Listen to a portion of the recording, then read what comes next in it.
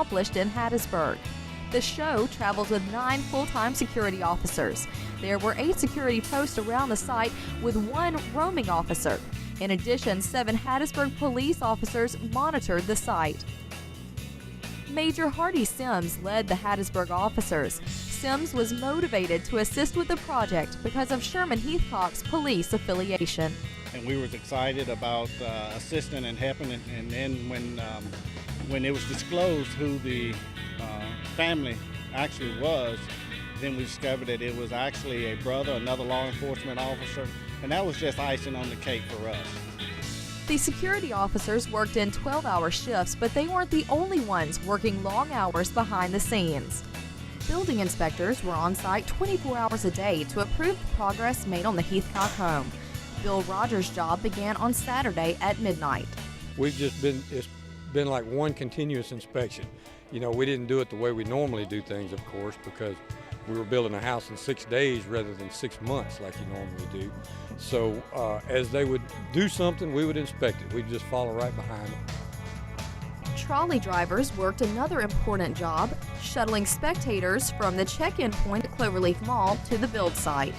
Passengers could climb aboard either of the 2 city trolleys from 8 a.m. to 9 p.m. The trolleys were driven by city employees who rotated every 8 hours. Luckily for spectators, there wasn't much of a wait to get to the site. The driver's policy, as one put it, was get a load and go. Christopher Potts works as a Hub City bus driver. Potts commented that even on the trolley, the atmosphere of the build was inspirational. Very exciting. Even driving the bus, I don't feel like I'm working. You see people get on with mud all the way up to their knees, but they're happy. You know, they're helping out a family that's very in need of a house. So it just feels good to get the energy of the people that's coming on the bus and off the bus. Even those working the most obscure jobs felt the energy of the project. Extreme Home Makeover gave more than a new home to the Heathcock family.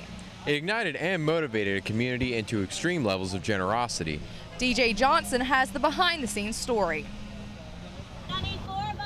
Volunteers from Hattiesburg and surrounding areas joined together with AAA Homes and the designers from Extreme Makeover Home Edition to give one hometown hero and his family a gift that will change their lives forever.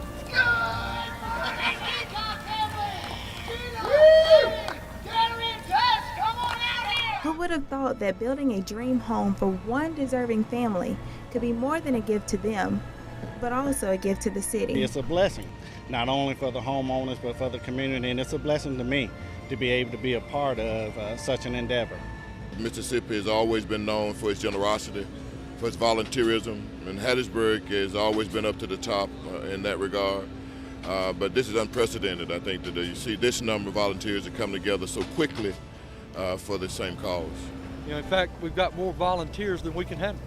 People from all trades and backgrounds came together for a common cause, and there's no better time than this one for the community to join their gifts and talents for a greater good.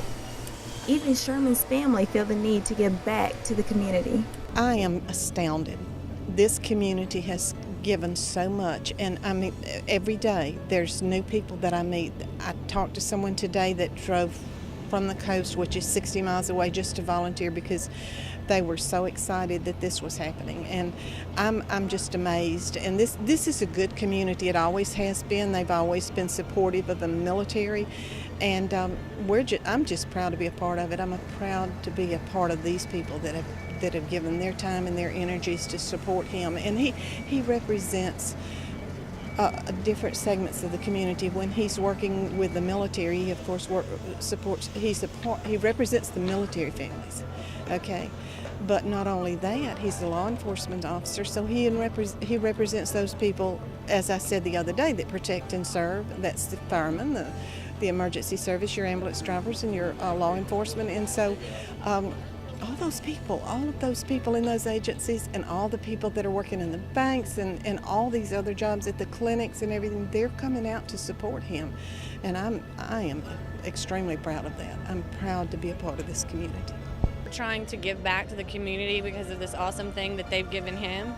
And all the strangers that have come out that are just full of heart. You know, they just want to be here to help and support, and that's what we want to do. We want to give back as much as we can. Through experience, Southern Mississippi alone has proved why Mississippi's the hospitality state.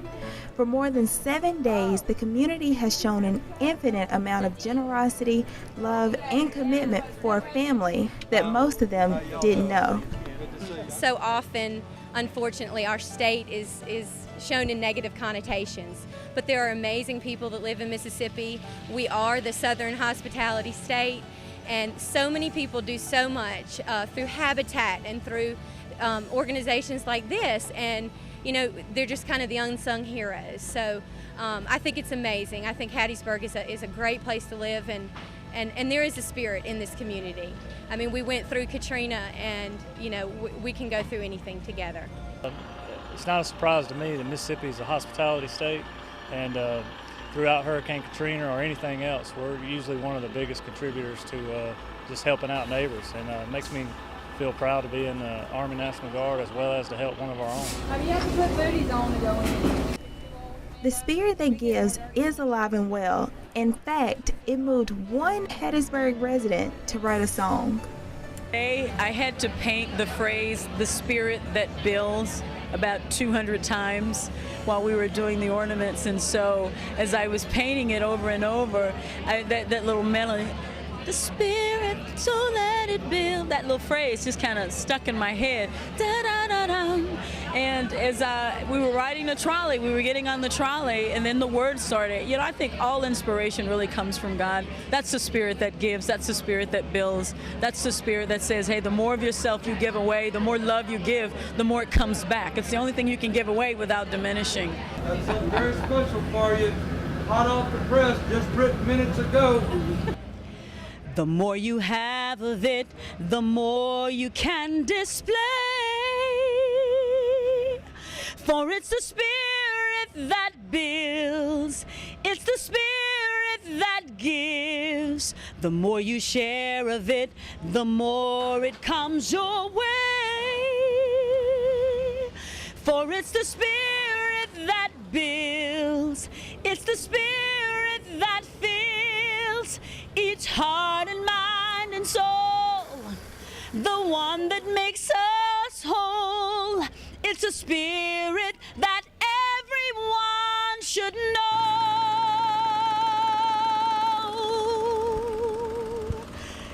So when you see someone in need, don't hesitate,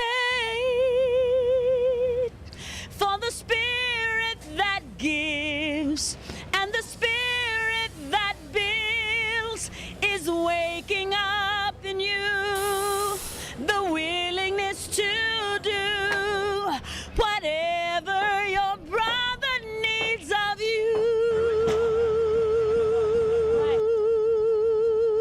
So let it give and let it build. So let it give and let it build. So let it give until it fills your heart and you give yourself away.